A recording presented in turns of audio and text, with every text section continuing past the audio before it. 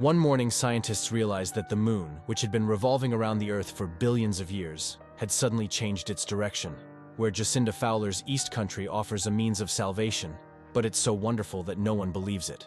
In the year 2011, during a satellite repair mission in Earth orbit, astronauts Jacinda Fowler, Brian Harper, and Alan Marcus are attacked by an unknown entity, similar to a swarm of black particles. This attack is very fatal, and in this attack, Alan Marcus gets separated from Brian. Brian goes to the spaceship and tries to contact him, but there is no response. Now Brian decides to take Jacinda, who had become unconscious, to Earth, but before leaving, he sees that those black particles are making holes in the moon. Now 18 months later, we see Brian's wife, who had broken up with Brian during this incident, and now he learns that, because of an incident that happened 18 months ago, NASA has fired Brian. Brian tries to convince them, but the NASA people do not listen to him.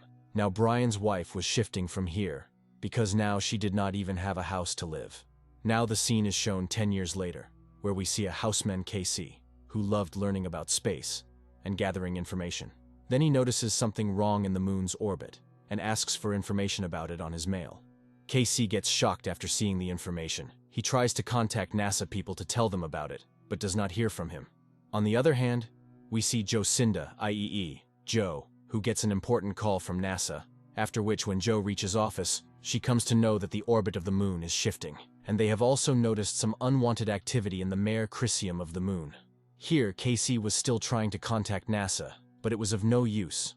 Then after looking at a newspaper, he comes to know that today is Astronaut Day, so he goes to the school where Astronaut Day was being celebrated. Upon reaching there, Casey meets small children, and he starts telling them about moon.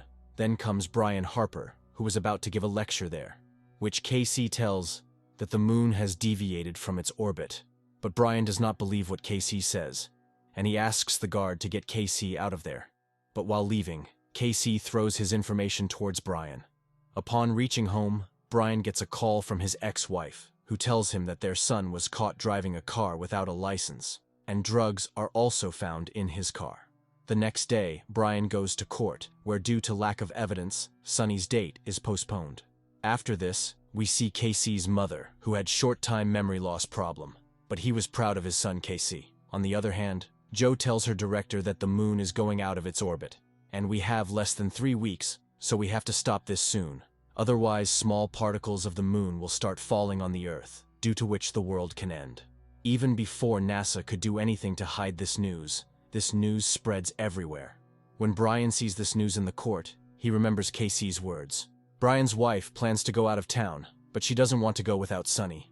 Now NASA sends some of its experts there to find out the problem of moon, and there is a stampede among the people in the city. People start collecting the things they need. Brian, on the other hand, finds Casey's paper and checks Casey's website, where he finds a video of Casey. Here NASA experts had reached the moon, and they also found that big crater, where they launched the probe. On the other hand, Brian goes to meet Casey, and asks Casey, "How do you already know about all these things?" Then Casey tells that I like to know information about space. He tells Brian that something has gone wrong on the moon's outer surface, so the moon is moving out of its orbit. Here, NASA's probe stops at a depth of 25 kilometers and starts moving out very fast. A strange thing with a black particle comes out with it, and these black particles kill all the experts. Seeing this, Joe becomes very nervous because she had no answer to this. Now, due to increasing gravity of the moon, the city starts filling with water rapidly, and the entire city gets hit by water. This disaster is so fatal that many innocent people lose their lives. Casey also gets hit by this water, but Brian saves him. Here, the NASA director calls his wife and says that we have to get out of here. Then Joe tells him that you can't leave everyone to die like this. You are hiding something from me. Then the director says, if you want to know about NASA, you should meet a man, and he gives the address to Joe and leaves from there, after which Joe goes to the same address, where she finds an old video of the same creature. Then an old man comes there, who tells Jacinda the whole story of July 20th, 1969, that this creature has been on the moon for years. When asked, he tells that they could have been stopped with Zulu X-ray 7, after which Joe talks to her ex-husband Doug about it. At first, Doug refuses, but later he agrees to give the Zulu X-ray 7. Now national security people come to take Brian with them. There Brian meets Joe, who shows Brian a video of moon, and asks for help from Brian, but in return, Brian asks for the release of his son Sonny. Now they had an old craft, and with its help they were going to go to the moon.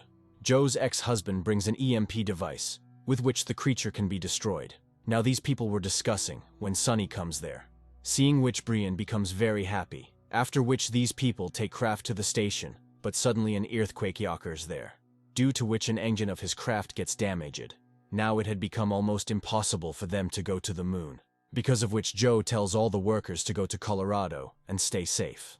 But Casey tells Joe that, according to my calculations, within a short time the moon's gravity will increase by 80%. Then Joe gets the idea that he can launch the shuttle with 2 engines, and the remaining boost will give them 80% gravity of moon.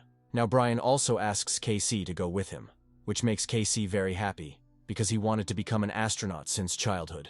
Brian and Joe meet their children, and leave for Colorado with Joe's mother and her son, Sunny.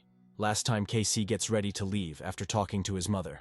Only then, the opposite gravitational force starts moving towards them. And at the right time, these people somehow take off. Now Sunny also somehow saves his life with water. A few hours later, Sunny talks to Joe's husband to get permission to enter the bunker. On the other hand, Brian and Joe also somehow reach space. And the moon was moving very fast towards the Earth. On the other side we see Sunny, where some goons run away with his car on the way.